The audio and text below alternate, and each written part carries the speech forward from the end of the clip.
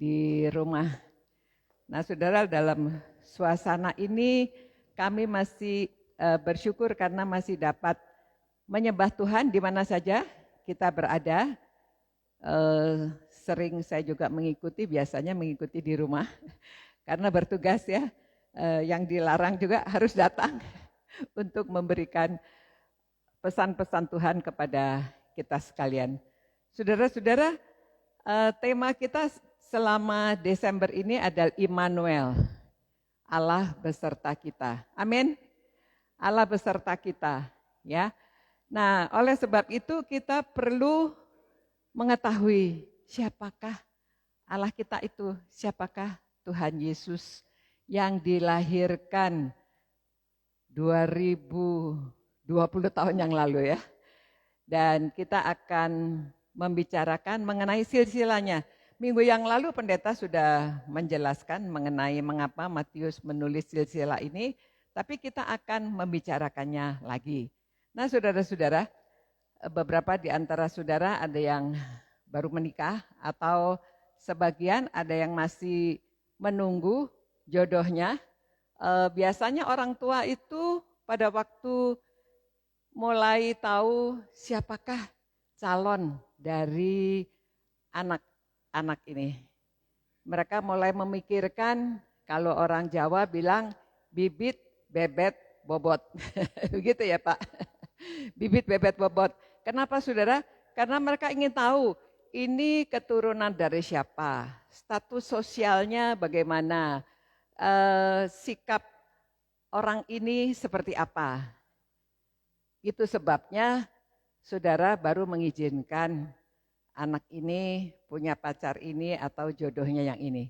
Tetapi saudara, kita akan melihat silsilah dari silsilah Tuhan Yesus ini, mengapa Matius menulis silsilahnya dari awal suratnya itu, karena memang orang-orang demikian, di mana-mana saja ingin tahu bibit, bebet, bobotnya. Itu sebabnya Matius ingin menjelaskan siapakah Yesus yang dilahirkan ini. Tetapi ada sisi lain yang akan kita lihat pada pagi hari ini. Di dalam silsilah Matius ini kita akan mengenali sebetulnya apa maksud Matius menulis silsilah dan semua nama-nama yang ditulis di dalam silsilah ini. Saudara, Matius mulainya dari Abraham ya. Yang pertama, inilah silsilah Yesus Kristus untuk Daud, anak Abraham. Abraham memperanakan, dan seterusnya nanti saudara membaca dari Matius 1 ayat 1 sampai 17 ya. Kita sampai 18 harusnya ya. Nah, saudara-saudara, di dalam silsilah ini dia mulai dari Abraham. Mengapa mulainya dari Abraham? Karena kalau saudara lihat dari Kejadian 12, pertama-tama Allah pada waktu memilih umat, karena manusia yang diciptakan dari semula suci, bersih, bisa berkomunikasi dengan Allah secara langsung, tetapi mereka sudah jatuh ke dalam dosa, sehingga Allah merancangkan rancangan keselamatan supaya nanti manusia yang sudah jatuh dalam dosa ini akan ada Mesias, ada juru selamat yang menyelamatkan mereka, menghapus dosa mereka. Nah, karena manusia sudah jatuh dalam dosa, sehingga Allah memilih salah satu dari umat orang-orang ini untuk menjadi sebagai umat pilihannya. Nah, pada waktu itu Allah memilih Abraham. Kita lihat bahwa Abraham ini, saudara, mungkin sudah sering saudara mendengarkan ceritanya, dia seorang yang taat sekali. Dari mulai pasal 12 ayat 1 dikatakan, berfirmanlah Tuhan kepada Abram, pergilah dari negerimu dan dari sanak saudaramu dan dari rumah bapakmu ke negeri yang akan kutunjukkan padamu. Dia belum tahu kemana, pokoknya mengikuti aja apa yang diminta oleh Tuhan, kamu ke sini sana. Nah, pada zaman itu bisa selalu Tuhan berfirman langsung. Jadi Abraham bisa mendengarkan, mengikuti ya. Kamu harus pergi ke sini, ke sana, padahal dia harta bendanya banyak. Ya, dan keluarganya ikut. Harta benda kalau pindah semua diboyong ya, semua dibawa untuk mereka pindah. Benar, tidak mudah ini ya. Membawa ada kambing, domba, ternaknya yang begitu banyak dan keluarganya, termasuk pegawai-pegawainya ya, pembantu-pembantunya itu diboyong semuanya pergi. Nah, kemudian Tuhan berkata kepada Abraham demikian, Aku akan membuat engkau menjadi bangsa yang besar dan memberkati engkau serta membuat namamu masyhur dan engkau akan menjadi berkat. Aku akan memberkati orang yang memberkati engkau dan mengutuk orang yang mengutuk engkau. Dan olehmu, saudara perhatikan di sini, dan olehmu semua kaum di muka bumi akan mendapat berkat. Semua kaum.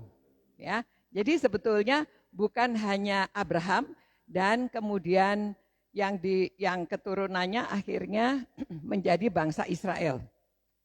Saudara, kita lihat bahwa memang dari keturunan Abraham inilah bangsa Israel ya, dari Fatsal 32 ayat 28. Nah, ceritanya pada waktu Abraham punya anak Ishak, Ishak mempunyai anak kembar Yakub dan Esau, tetapi karena Yakub lari setelah dia mendapat berkat dari ayahnya, yang seharusnya Esau menurut karena Esau kakaknya, dan Yakub melarikan diri. Selama dia melarikan diri itu, dia menuju ke rumah saudaranya Laban. Nah, di sana dia mendapatkan istri. Sebetulnya pada waktu pertama kali dia melihat Rahel, dia jatuh cintanya pada Rahel. Tetapi oleh ayahnya, oleh Laban diberi Lea, ya. Dan untuk mendapatkan istri itu yang pertama dia harus bekerja selama 7 tahun. Ternyata diberi oleh Lea, dan dia tetap inginnya Rahel. Itu sebabnya ini Laban, jadi ini Yakub itu sebetulnya dia banyak akalnya, tetapi sekarang dia ketemu lagi dengan orang yang tidak kalah banyak akalnya juga.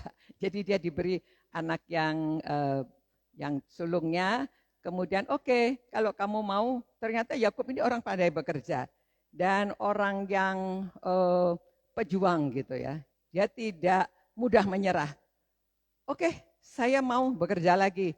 Nah, saudara, dalam ceritanya dia diberi Rahel, baru dia bekerja lagi 7 tahun ya. Kadang-kadang guru sekolah minggu ada yang salah ceritanya. 7 tahun dapat Lea, lalu kerja lagi 7 tahun baru dapat Rahel. Sebenarnya Rahel sudah diberikan, baru dia bekerja lagi 7 tahun untuk membayar. Karena Laban ingin dia bekerja lagi 7 tahun. Nah, di situ setelah dia lama, dia sudah makmur, sudah banyak ternaknya bagi Laban, dia mau pulang. Dia rindu ingin bertemu dengan orang tuanya.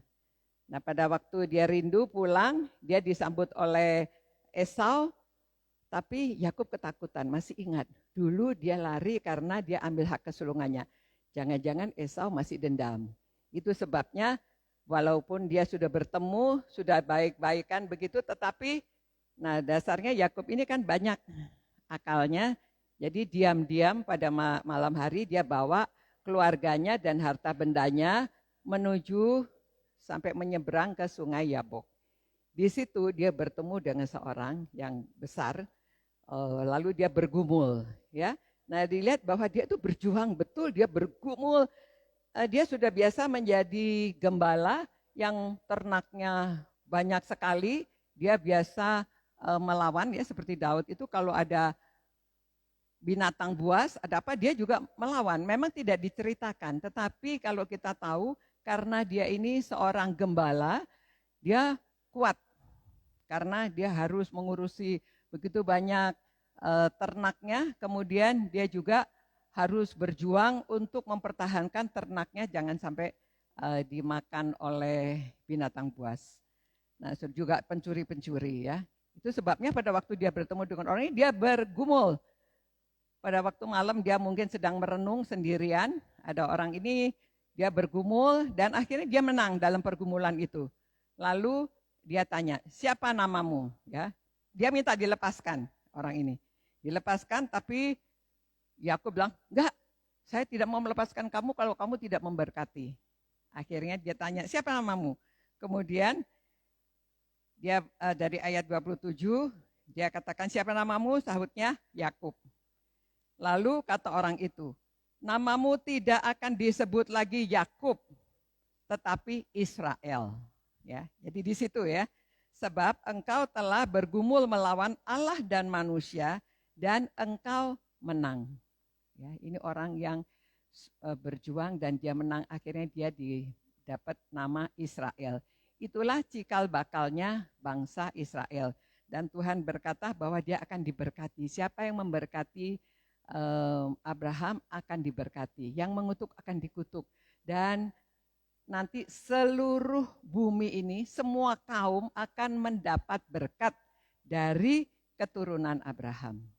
Nah saudara, dilanjutkan, akhirnya itu sebabnya lalu ditulis oleh Matius siapa keturunan. Dia akan membuktikan bahwa ini memang turunan Abraham. Orang Yahudi sangat memuji dan sangat menghargai akan keturunan ini. Nah, namun saudara-saudara, di dalam penulisan ini ternyata Matius menulis beberapa nama yang menunjukkan supaya orang Israel itu tidak hanya bangga bahwa mereka merasa dirinya sendiri, bangsa itu sendiri yang mendapat berkat, yang akan dipilih oleh Tuhan. Ternyata Tuhan itu mengatakan semua kaum, berarti seluruh bangsa di dunia ini.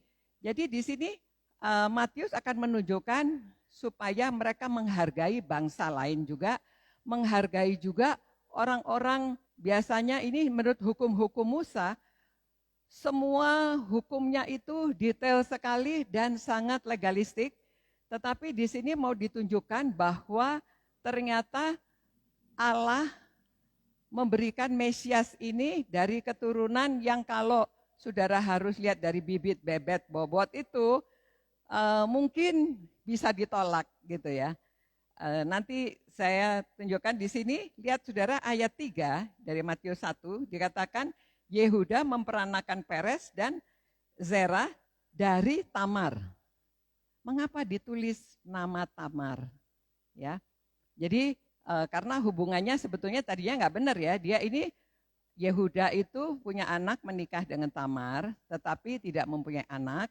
Kemudian Tamar ini ya akal-akalannya bagaimana supaya dia mempunyai turunan dan dia menjebak si mertuanya ini ya. Jadi akhirnya dia menikah dengan mertuanya sebetulnya Yehuda ini. Jadi itu kan nggak boleh, itu dilarang di dalam hukum Musa ya. Tetapi toh ini ditulis supaya tahu bahwa memang ada celah ya. Nah kemudian ayat 5, Salmon memperanakan Boas dari Rahab. Ya, ini Salmon menikah dengan Rahab. Boas memperanakan Obed dari Rut. Nah biasanya wanita-wanita nggak disebut saudara kalau di dalam keluarga Yahudi ini ya, dalam bangsa Israel ini. Tetapi di sini ditulis. Jadi ada maksudnya. Mengapa? Ya, saudara tuh Rahab ini diceritakan wanita tidak baik, tetapi dia akhirnya percaya pada Tuhan. Dan bahkan dia membela orang bangsa Israel pada waktu mereka keluar dari Mesir itu ya, mau melihat tanah Kanaan. Dan Rahab membela dan dia percaya bahwa ini adalah orang-orang Tuhan yang diutus. Itu sebabnya dia ingin dituliskan di sini supaya tahu ya. Ini tadinya jadi sebetulnya ada masalah di dalam turunannya ya, Rahab. Nah, saudara tahu Rahab. Kemudian juga ditulis Obed, Boas memperanakan Obed dari Rut. mengapa juga nama Rut ini ditulis? Karena Rut ini dari orang Moab. Ya, kalau Moab itu bangsa yang musuhan. Dan juga ditulis di sini dari kenapa ditulis bangsa Moab ini turunan dari Lot. Pada waktu Abraham dengan Lot itu setelah Sodom dan Gomora dibakar, mereka sendiri tidak ada siapa-siapa lagi. Kemudian anaknya yang perempuan itu mereka ini diceritakan ya. Nanti saudara membaca di Perjanjian Lama. Kadang-kadang membacanya ngeri ya, tetapi kenyataannya demikian. Karena tidak ada orang lain lagi, akhirnya anak-anaknya ingin punya keturunan dan orang tuanya tuh kalau saudara lihat ya, dia seperti dibius gitu ya. Dan anak-anaknya hubungan dengan orang tuanya sendiri. Ini keturunan Moab itu sebabnya dibenci sekali sama bangsa Yahudi. Tapi toh ini ditulis dan Allah juga mengizinkan karena saudara tahu dari ceritanya Rut itu kan mau mengikuti Naomi dan dia kata Allahmu adalah Allahku, bangsamu bangsaku. Jadi Rut ini sudah bertobat, sudah menerima Allah Yahweh, ya, Allah Yehova, Allah yang disembah oleh Abraham, Ishak, Yakub. Biasanya disebutnya begitu ya. Jadi dia sudah mengakui dan mau ikut. Jadi ini ada pertobatan-pertobatan. Semua ini wanita-wanita yang tadinya tidak masuk hitungan, yang dianggap orang kafir, tetapi mereka sudah bertobat, sudah menerima Allahnya bangsa ini. Nah kemudian saudara lihat anaknya dari Obed itu Isai, dari Isai memperanakan Daud. Daud memperanakan Salomo. Salomo dari siapa? Istri Uria, ditulis lagi ya. Istrinya Uria, Batseba. Nah Batseba ini juga ditulisnya, saudara tahu hubungannya kan dari perzinahan. Ya. Itu sama sekali tidak boleh dari hukum Taurat.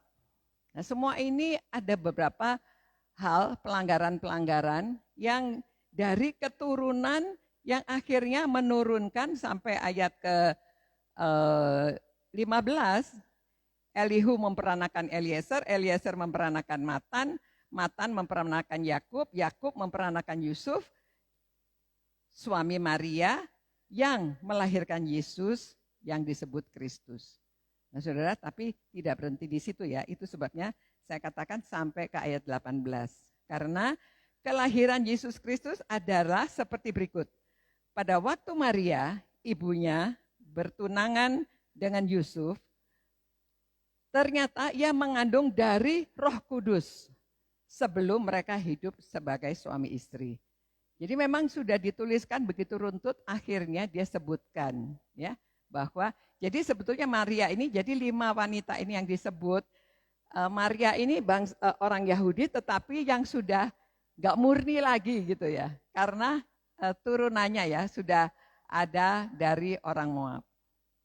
Nah saudara-saudara, dalam kita menyambut kelahiran Tuhan Yesus, supaya kita ada 3 hal yang perlu kita mengerti. Yang pertama, bahwa Tuhan Yesus lahir, Mesias ini lahir bukan hanya untuk bangsa Yahudi, tetapi untuk semua kaum. Sudah dijanjikan oleh Allah sejak semula dari Abraham, bahwa semua kaum di muka bumi ini akan diberkati, ya akan mendapatkan berkat dari turunannya.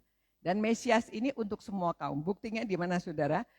Jadi Mesias ini lahir bukan untuk satu bangsa, tetapi di dalam Matius itu banyak cerita-cerita menunjukkan pada waktu Tuhan Yesus jadi ditunjukkan orang ini yang sudah lahir pada hari Natal yang kita peringati itu, dia sejak lahirnya mengapa datang ke dunia ini, Mesias ini di dalam dunia sehingga kita mengenal dia beserta dengan kita. Bagaimana kebesertaan Allah dengan kita. Jadi ditunjukkan besertanya pada waktu Tuhan Yesus di dunia ini, dia mengikuti cara hidup manusia seperti biasanya. Dia tinggal di satu keluarga, dia dibesarkan dalam satu keluarga, dia menjalankan tugasnya di dalam keluarga, menolong keluarganya, Dia sampai pada umurnya 30 tahun, dia boleh meninggalkan keluarganya. Setelah itu di dalam 3,5 tahun hidupnya itu, dia menolong orang, mengajar, memberikan prinsip-prinsip hidup, supaya kita bisa mengikuti pesan-pesan Tuhan, supaya kita hidupnya berkenan kepada Tuhan. Dia tunjukkan sepanjang hidupnya, sampai kalau ada orang sakit pun dia sembuhkan, ada orang lapar dia kasih makan. Semuanya itu dia lakukan untuk menunjukkan bagaimana kebesertaan Allah dalam diri kita.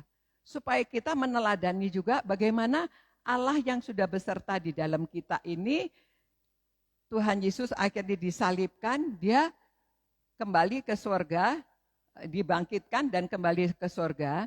Sebelum dia kembali ke surga juga pesannya adalah pergilah jadikan segala bangsa. Ya, kalau dalam terjemahan lama ditulisnya jadikan semua suku bangsa muridku dan baptiskanlah dia dalam nama Allah Bapa, Anak dan Roh Kudus. Serta ajarlah segala sesuatu yang aku pesan kepadamu. Jadi perlu kita mempelajari semua pesan Tuhan Yesus kepada kita untuk dilaksanakan. Nah, namun dia juga berjanji bahwa dia akan beserta dengan kita sampai kesudahan alam. Nah, di situ ditunjukkan bahwa memang Injil ini untuk semua bangsa, untuk semua suku bangsa, bukan hanya untuk satu bangsa. Itu sebabnya saudara dan saya beroleh berkatnya, kita sekarang mengenal Tuhan Yesus dan kita yang percaya kepadanya beroleh selamat. Kita akan mendapatkan hidup kekal.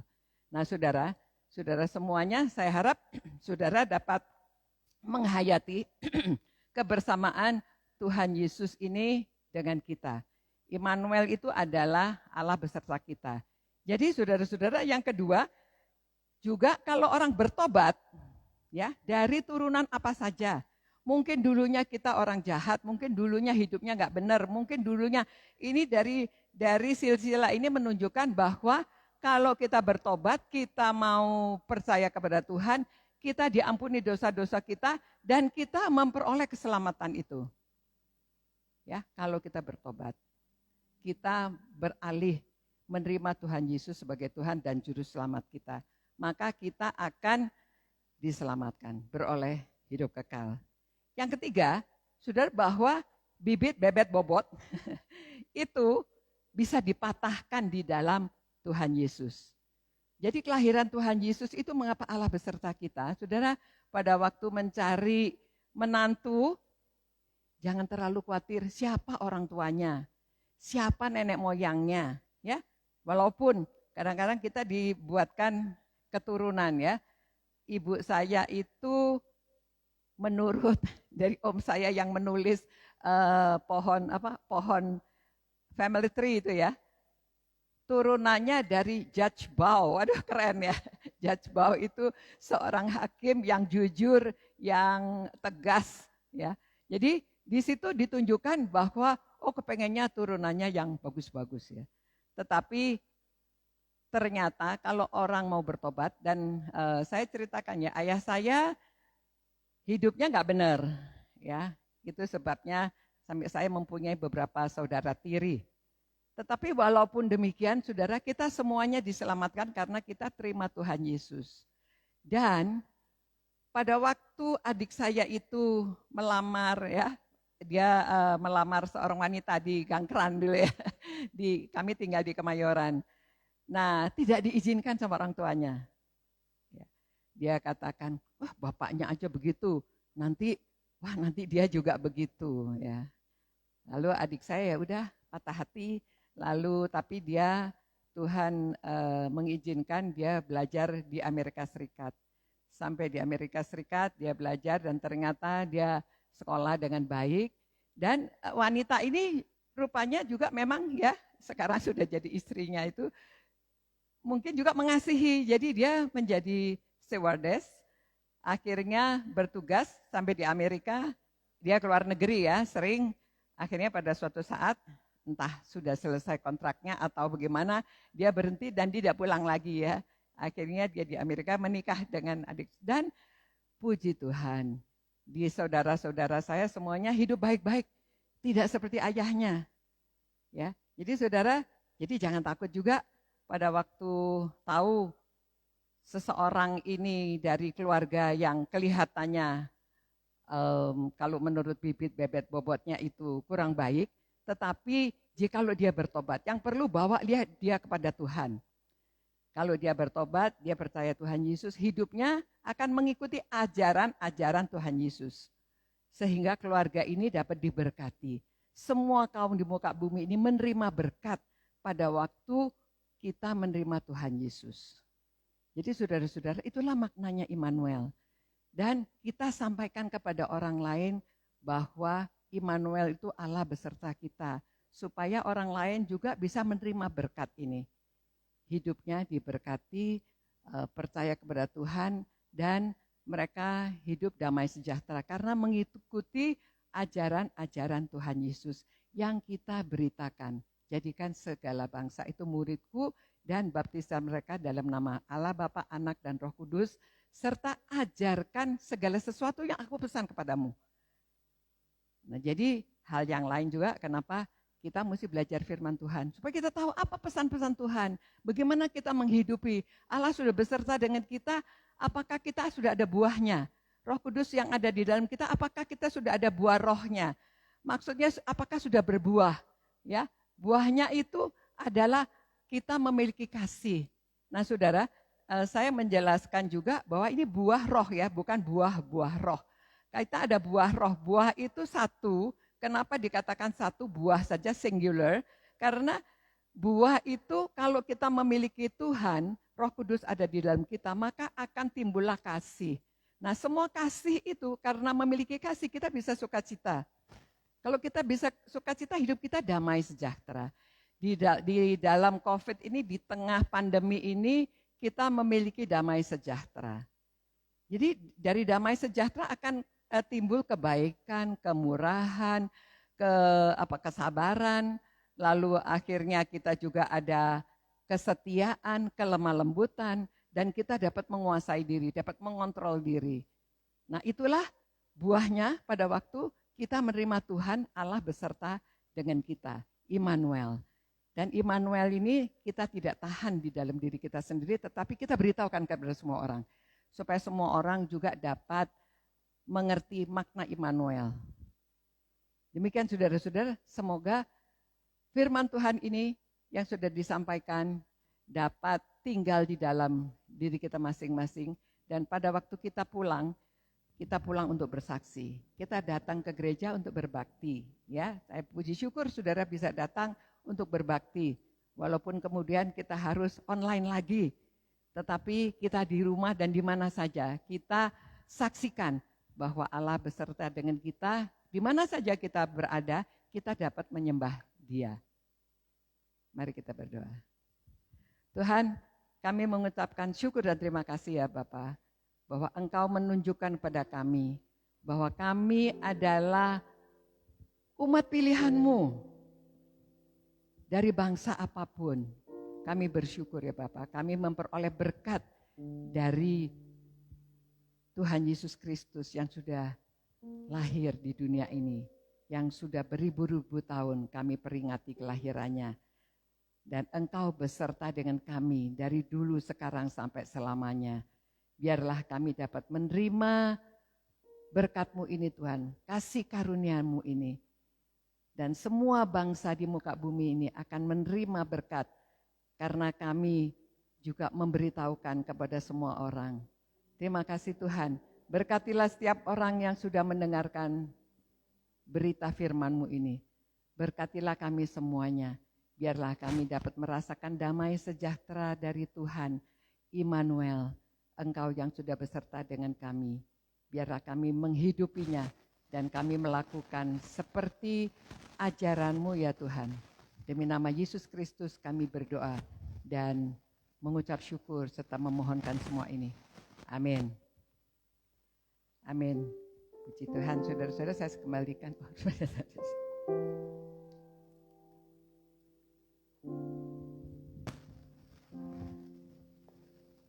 Terima kasih Mama Susan yang sudah memberkati kita, menjelaskan bahwa Allah kita sungguh Immanuel, di mana berkat damai sejahtera untuk semua bangsa, semua orang yang mau datang dan juga yang mau menyembah memuliakan Dia sebagai Raja Allah yang beserta dengan kita. Mari kita berdiri bersama-sama.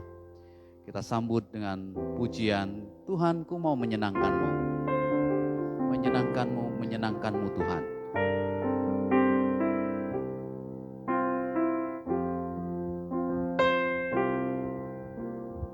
Tuhan, ku mau menyenangkan-Mu.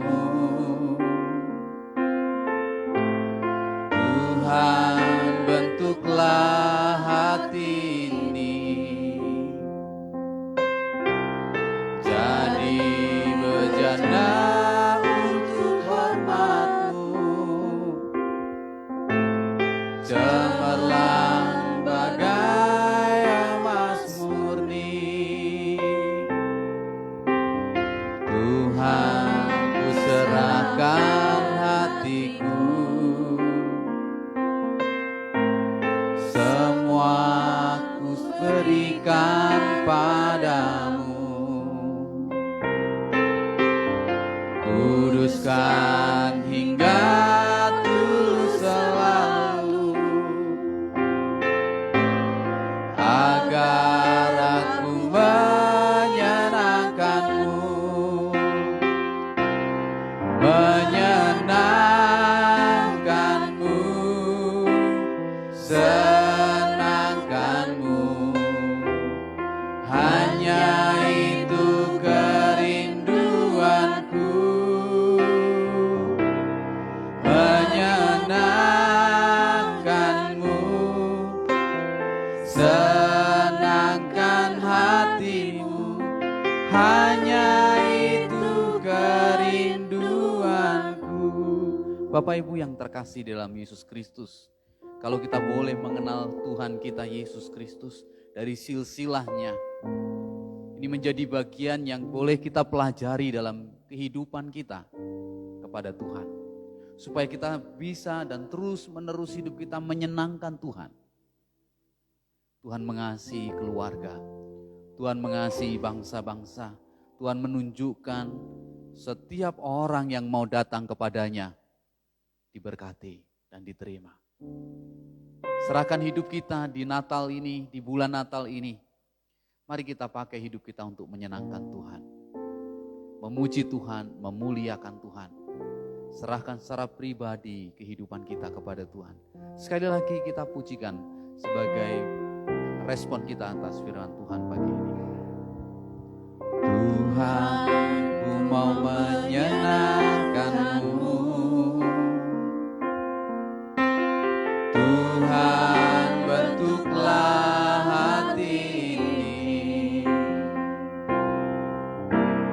jadi bejana untuk hormat-Mu, cemerlang bagai emas murni. Tuhan, ku serahkan hatiku, semua ku berikan padamu. Kuduskan hingga tulus selalu, agar aku menyenangkan-Mu. Menyenangkan-Mu,